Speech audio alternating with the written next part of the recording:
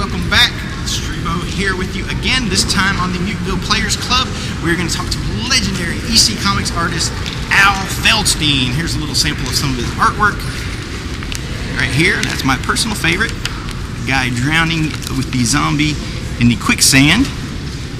But anyway, we're going to pick his brain for just a little bit. You won't see me in the clips, but you will hear my very loud voice.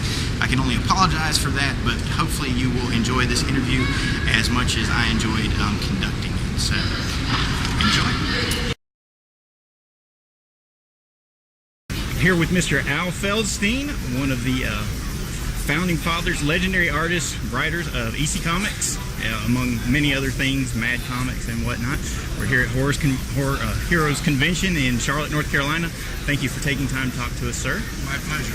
How did you wind up finding yourself working with EC Comics and doing horror all of a sudden? Well, I was doing teenage comic books for Victor Fox Publications, and MC Gaines, who was the founder of comic books and had sold out to his partners at DC and was publishing his own line of comics, was killed in a terrible tragedy, a speedboat crash on Lake Placid, and Bill Gaines' mother, MC Gaines' wife, insisted that he take over the business and keep it going in memory of his father.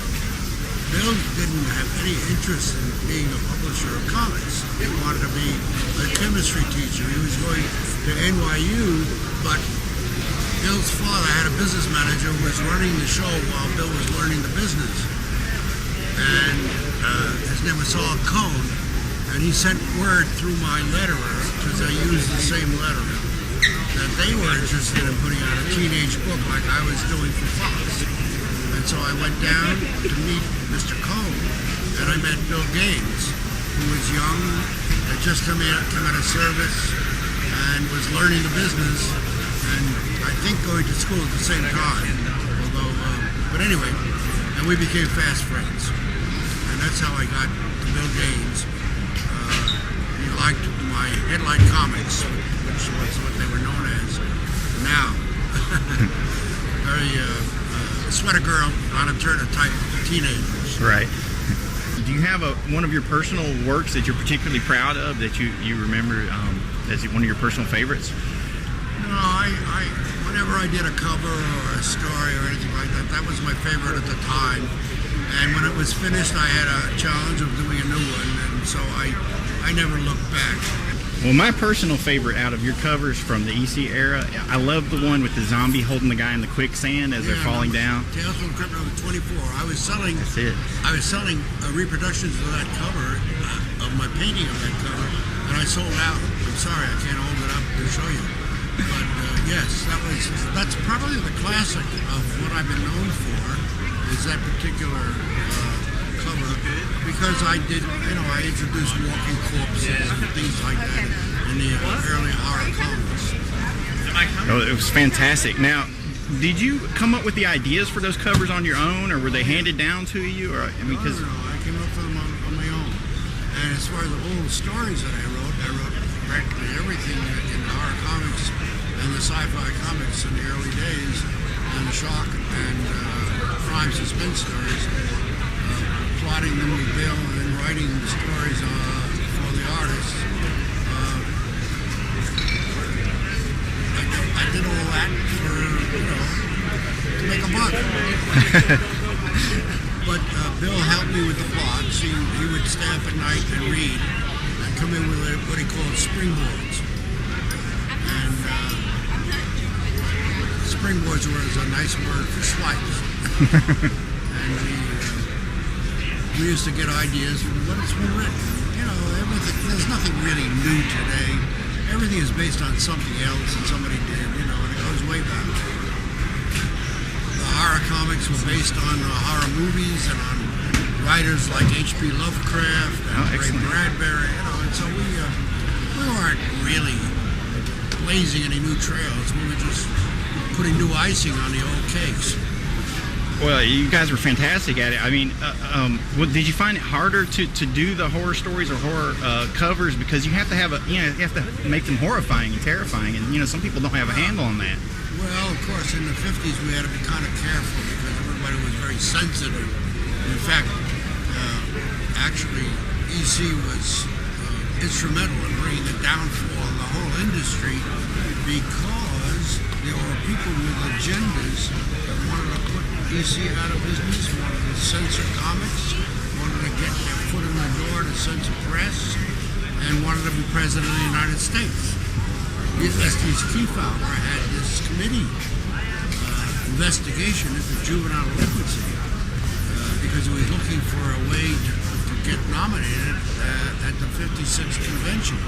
So in 1955 he had these hearings, and they used an Austrian psychiatrist who professed to be an expert on incorrigible children. And the reason why they were incorrigible and were being juvenile delinquents, as they called them, was because they read comics. I mean, they also drank milk, but they didn't Funny how that just came up. was giving anybody a problem. So the whole thing was kind of really idiotic, but with all the agendas, and that included our fellow publishers who wanted us out of business. You guys were the hottest thing going. Yeah, and we were taking the dimes away from Superman, and there was another thing. When the investigation started, a lot of the publishers had skeletons in a closet, and they didn't want them to dig deep.